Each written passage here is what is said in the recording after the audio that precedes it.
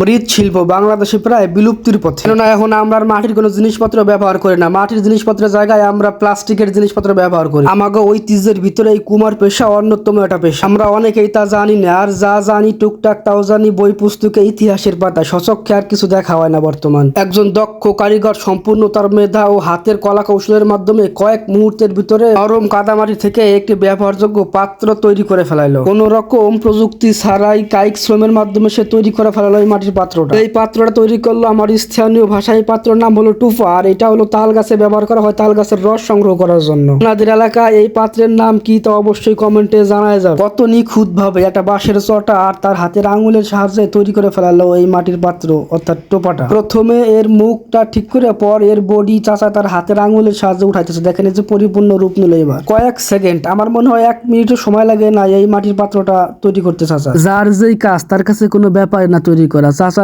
আজকে সারাদিনে এই এতগুলা তৈরি করে ফেলাইছে। নতুন টুপার এখনো তলা লাগানো হয় নাই। আর এই যে বাইরে যেগুলা রোদ্রে দিয়ে রাখছে এইগুলা গতকালকে বানাইছিল। আর পহেলা বৈশাখের মেলা উপলক্ষে হরিণ, হাতি, ঘোড়া, উট, পাখি সব বিভিন্ন রকমের খেলনা বানায় রাখছে। নরম টুপা কয়েকদিন রোদে শুকানোর পরে নিয়ে আসে এই বড় চুলের উপরে সাজাইয়া এই যে দেখেন যে পুরাই লাল টকটকা বানায় ফেলাইছে। আর এই টুপাগুলো এখন বাজারজাত করার জন্য সম্পূর্ণরূপে প্রস্তুত। ভিডিওটা কেমন হয়েছে কমেন্টে একটু কইন আপনারা।